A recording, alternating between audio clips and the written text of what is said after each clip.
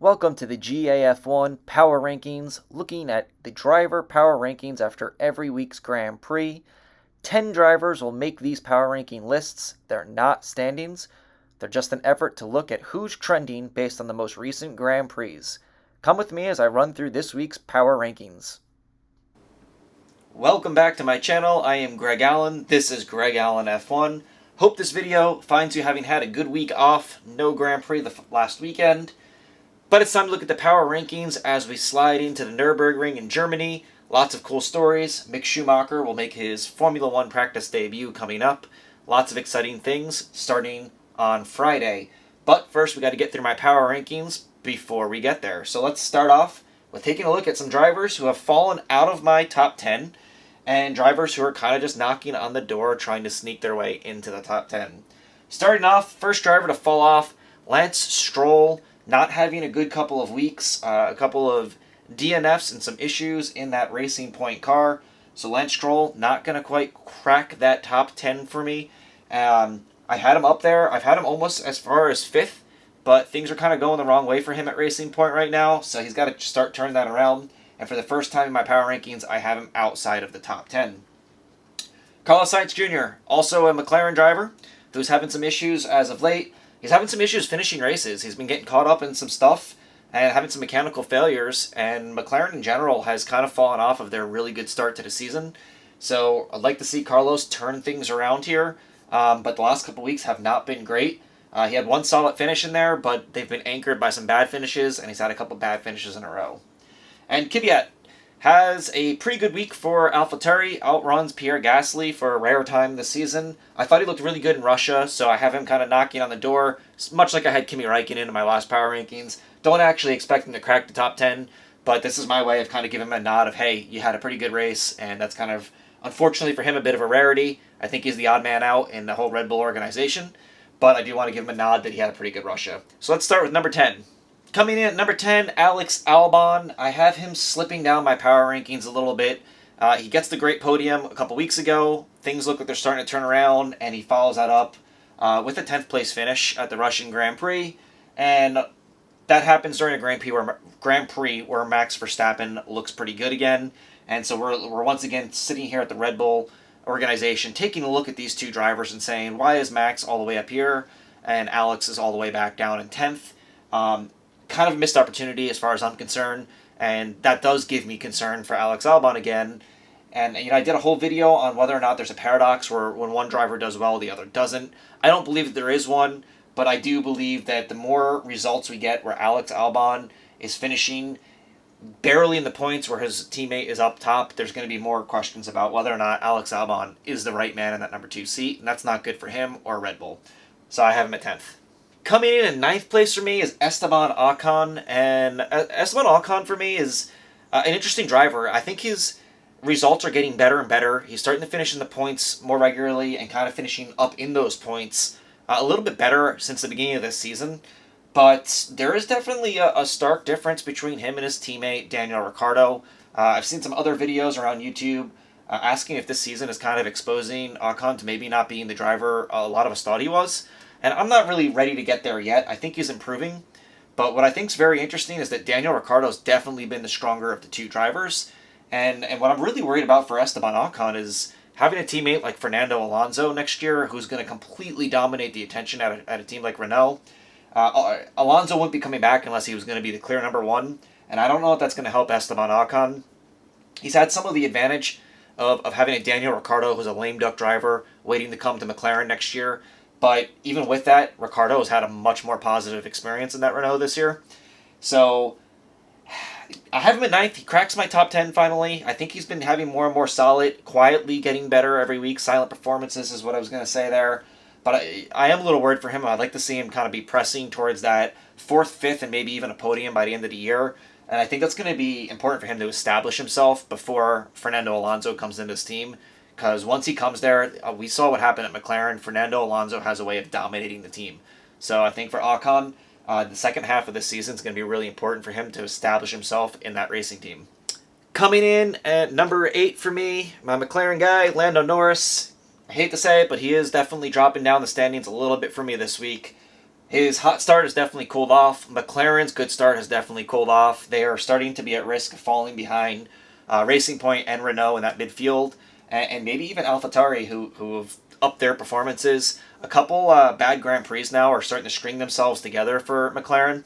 Norris has been okay, but he's not been as good as he was in the beginning of the year, and for that reason, I have him continuously dropping down. A really good performance in Germany would be awesome for this team. I'd like to see Carlos Sainz and Norris both battling in that, P5 to P8 position, maybe better if possible, but they've been going the wrong way. And the last couple of weeks, McLaren in general, and Lando Norris, a part of that, have definitely not had the really strong Grand Prix we saw in the beginning of the season. And for McLaren, we definitely are going to be looking at this at the end of the year and saying, hey, was this middle part of the season the reason why maybe a Renault, a Racing Point definitely, and maybe even an AlphaTauri wind up beating them in the standings by the end of the year? Both him and Carlos Sainz have been going the wrong way in the driver's standings as well. So for me, Lando Norris drops back to 8th. I think he's been pretty good, but there's been a couple weeks here now where I'm starting to look at this and say, hey, we're going the wrong direction. What's happening at McLaren? So Lando Norris, 8th place. All right, coming in 7th, hey, we have a Ferrari. Yep, that is not a misprint up there. I'm not out of my mind. Charles Leclerc has been awesome for Ferrari this year, considering what Ferrari has given him, and he continues to impress. A really, really solid day at the Russian Grand Prix. That Ferrari finishes in the points. He drives the heck out of it and gets way more out of that car than I think any of us expected, and he's done that several times this season. And what's been such a negative season for Ferrari, he's been maybe the one bright spot. And I saw some articles over the last week or two whether or not he would even be the top driver next year when Carlos Sainz come in. Ridiculous to me. Charles Leclerc has been fantastic, a bright spot, and what's been a dismal season for Ferrari. And he puts up another really good race in Russia. And in Grand Prix where we're seeing every other Ferrari team out there, Haas, Alfa Romeo, and his teammate Sebastian Vettel really floundering, Charles Leclerc has found ways to just finish in the points and be in that top 10 over and over again, and getting the extra little bit out of the Ferrari that maybe it doesn't have to give him, and he's finding. So for me, definitely deserves to be on my top 10, and for me, I have him as far as 7th because his Russian Grand Prix was really good. All right, falling back to 6th place for me, as much as I hate to do it to him, Pierre Gasly. He has an okay Russian Grand Prix, but he's had a couple maybe back-to-back Grand Prix that are not stellar. Gets beat by Kvyat for the first time. Well, not the first time, but he gets beat by Kvyat, and it's a rarity. And I thought that Pierre Gasly's Russian Grand Prix was pretty mediocre to average. Obviously, the Grand Prix before that, he gets taken out. So a couple of not fantastic performances, some out of his control, obviously, getting taken out in the first lap 2 Grand Prix ago. But for me, enough of it to bump him out of that top 5. He has the win, which is fantastic. It puts him above many other drivers in F1 right now.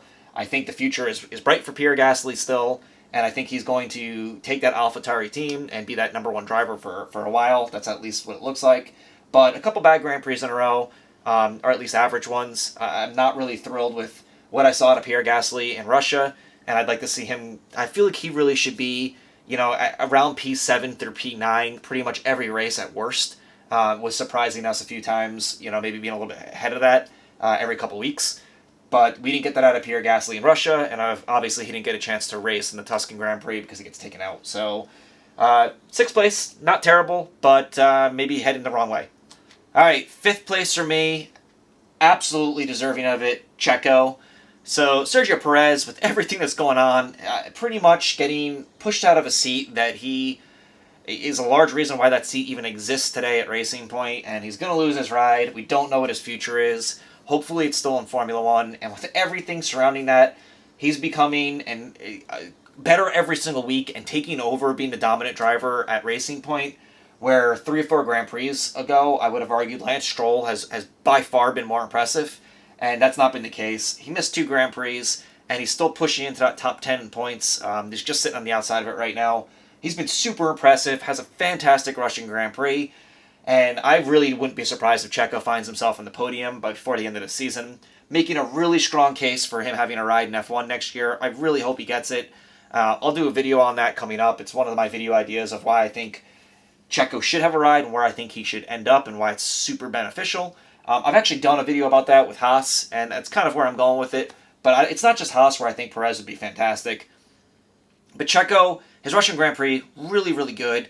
he's definitely making a strong case for his resume, and I hope we hear some news soon about him getting a ride in F1. I hope we don't have to wait till way after the season, because this guy deserves it, and he's racing so well under circumstances, and, I really hope he gets a podium by the end of the year.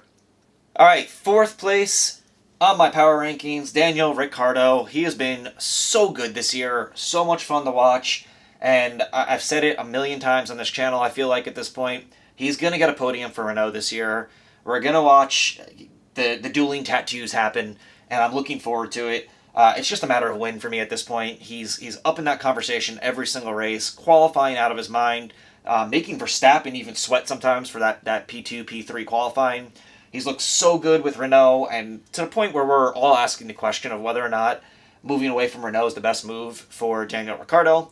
Obviously, being a McLaren fan, I'm super excited to have him on the team next year, but he's just been fantastic, showing all the talent in the world and getting everything out of that car. Totally rejuvenated a Renault team that a year ago looked terrible compared to what they were hoping to be. He's been fantastic. He will get a podium this year. I am so confident of that. I mean, obviously you never know what's going to happen, but I honestly would be surprised if we end the 2020 Formula One season and he hasn't been sending out a podium at some point. So 4th place for me. There's no evidence that for me that suggests he should be any lower than that, so that's where he's going to be. All right, 3rd place for me. You win a race, you fly up the power rankings, and that's what happened with Valtteri Bottas. So first and foremost, I had a comment on one of my videos, who is Bottas? Well, I am American, so I pronounce things like an American. I apologize for that. But Valtteri gets his win in the Russian Grand Prix. He did it in an impressive fashion. He qualified well, raced well. It was the type of week that Valtteri needed to turn, the questions around about whether or not he's floundering in that Mercedes and bringing that some momentum coming into the Nürburgring. And I think that if he can keep that momentum going with some bad luck that's been happening to his teammate, and it's not really bad luck, he brought it on himself, but with some penalties and some fortunate things that have happened for Valtteri that have happened to his teammate specifically, there's a little bit of momentum building there, and Valtteri's not that far off the championship. I'm not going to go crazy here and say that I think Valtteri Bottas is going to beat Lewis Hamilton for the Drivers' Championship. I don't. I think Lewis is going to win it pretty easily. But that said, he's closed the gap a little bit. And you get a win, and you move up these power rankings. He gets himself a win, and he does it in impressive fashion. So we'll see if that momentum carries over into Germany this weekend. We'll see if he can find that little bit of extra that he seems to be lacking in qualifying. Seems like every time he's right there, and then Hamilton finds a way to beat him. So maybe he carries that momentum and he beats Hamilton in qualifying and puts himself in a position to maybe get some back-to-back wins and build some steam heading into the second half and conclusion of the season. So really great week in Russia for him.